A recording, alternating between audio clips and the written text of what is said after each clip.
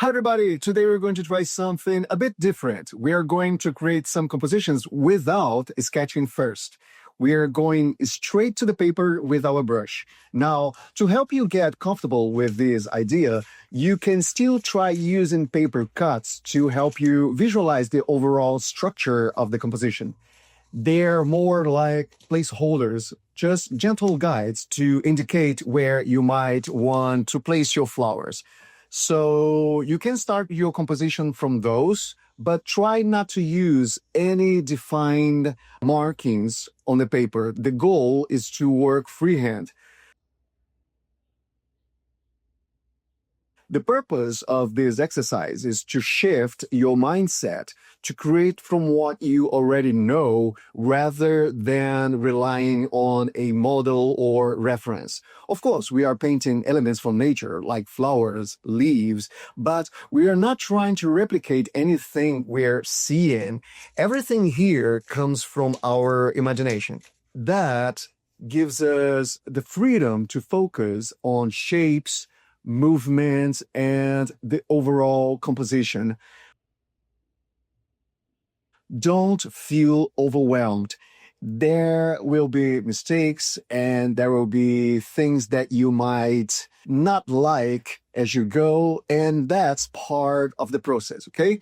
But by the end of this exercise, I hope you'll feel more comfortable arranging and improvising your compositions. Let them take shape organically as you paint.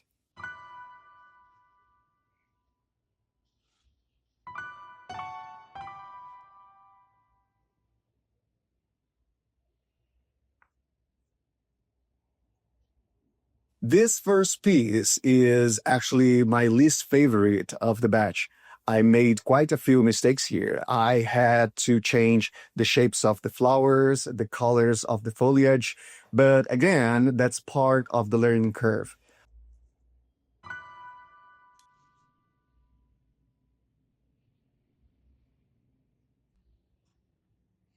One thing you will notice is that when you're too attached to what you usually do, it becomes harder for you to break out of those patterns. The first piece, for instance, isn't very different from other botanicals we've done before. It still resembles folk art and feels rather familiar, but is a good way to start to warm up.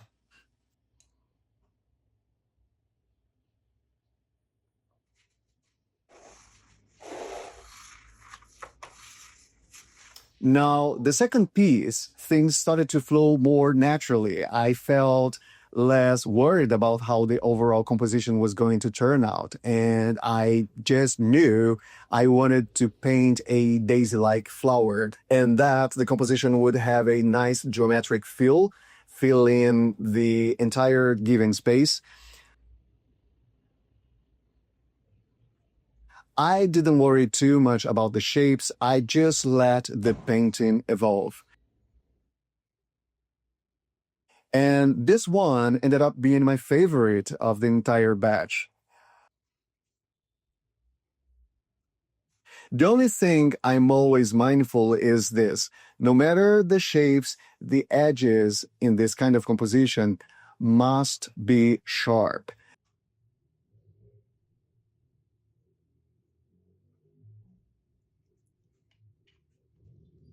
It's the difference between something that looks sloppy and something that feels intentional.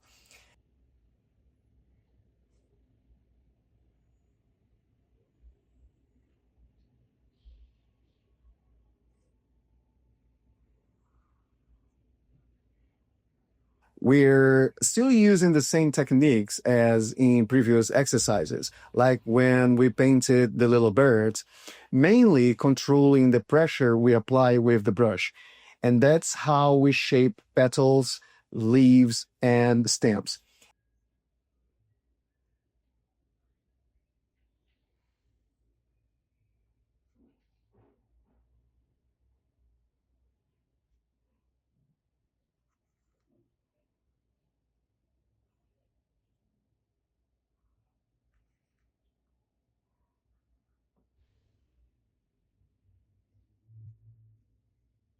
I added just a few small details, nothing too elaborate.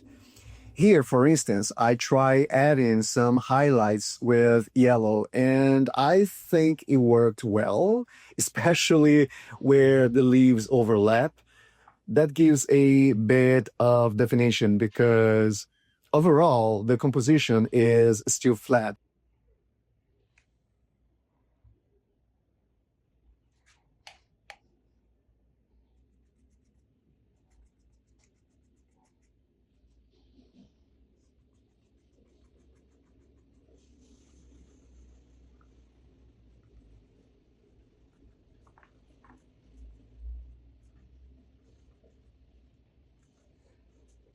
We can add some visual elements like the color and the detail on the vase here.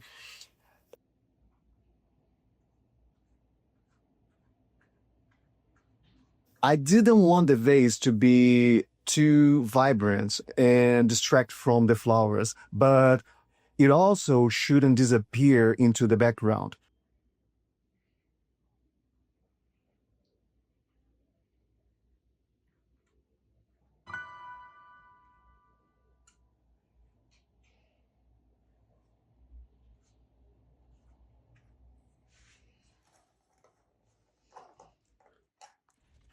Now, the third one. Here, I just created blocks of color, yellow and green.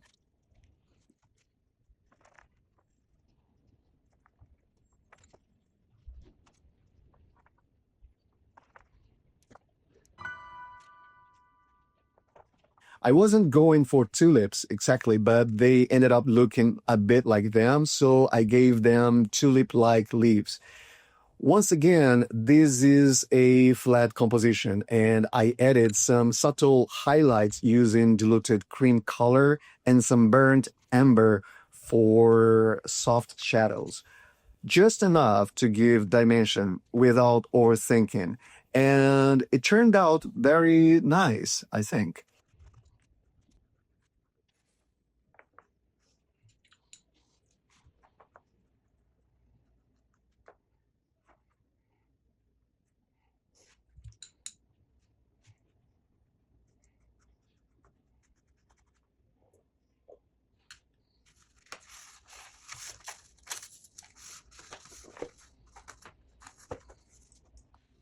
By the time you reach the fourth piece, you hopefully feel free enough to just let go. No sketching, no worrying about proportion, just painting what's in your mind. This is your moment to release those fears of getting it right.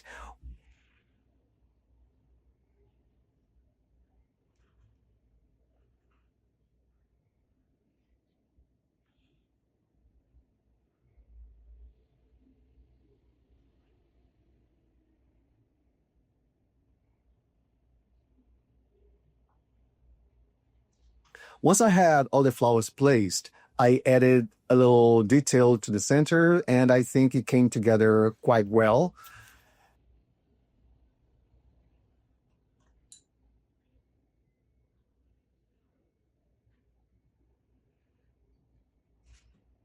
This one is just as simple as the others in terms of technique. The only difference is that the stems here overlap a bit, which is something that I usually don't do.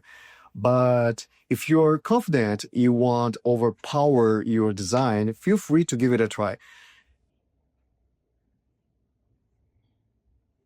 And it turned out very nicely, I think. Let the leaves grow from those stems. It's very simple.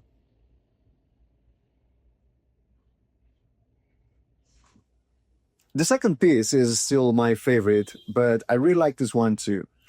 I think it would look great in colors other than white as well.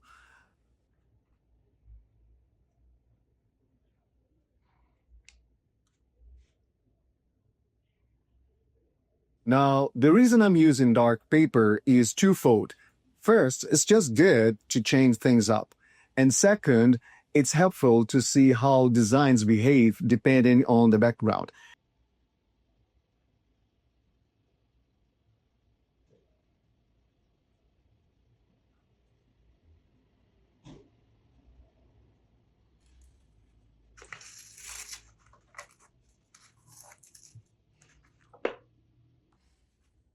This one shifts the focus to the leaves, with the flowers serving more as subtle accents. Once again, everything here is simple and easy to do. Each of these took me about 20-25 minutes because of the small details.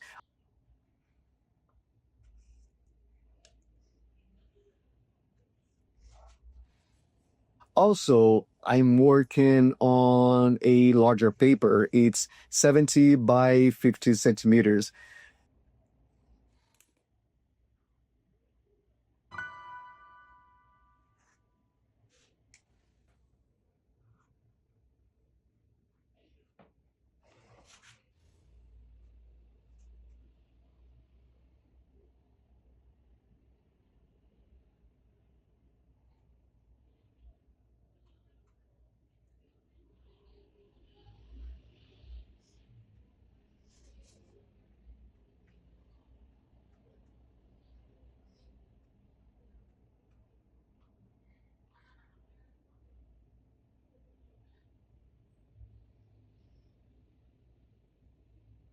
As you can see, a soft brush touch is all you need to create these little daisies.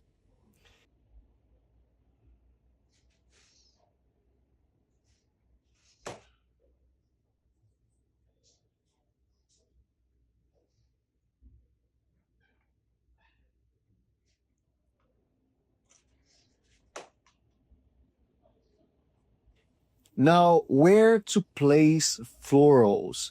Floral paintings are ideal for places where you can't keep real plants. Think kitchens, balconies, or spaces without natural light. They also work well in living rooms or bedrooms. Just be careful with what you choose and try to be mindful with the other things that you have in those places, okay? Because a bad piece at the wrong place won't do you any favors.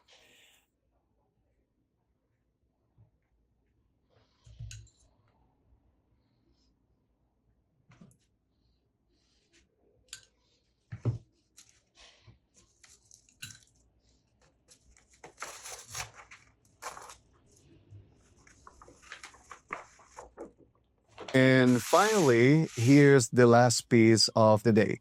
This one is horizontal, something I rarely do. I tend to prefer vertical compositions. I find them more versatile, I think.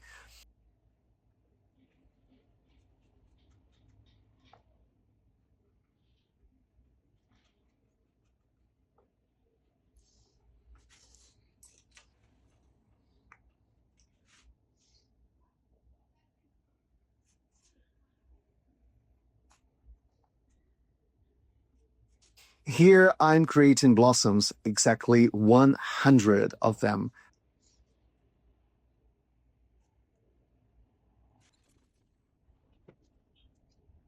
First, I paint the branches, which are very organic in form. They don't need to be perfect, but do try to avoid them looking sloppy.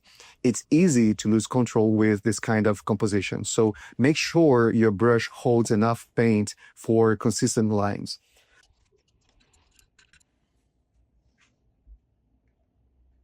And remember, whatever you do to one flower, you've got to do the same to the other, no matter how many. Here I have 100 of them. And that's the beauty of it.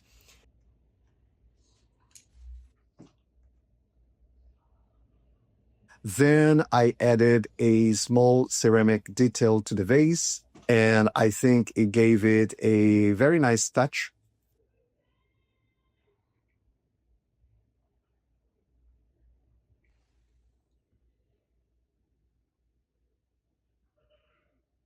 Next week, we will take this one step further and try the same freehand approach with portraits, and that will be fun.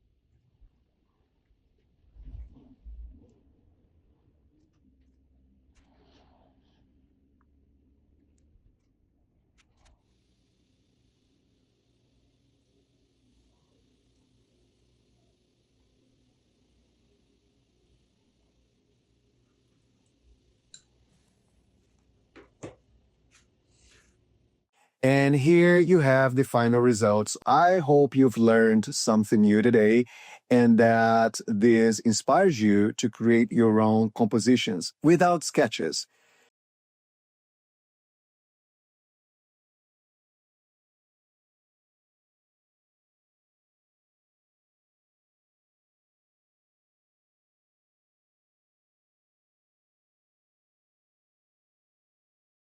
As always, keep on practicing and thank you for joining us.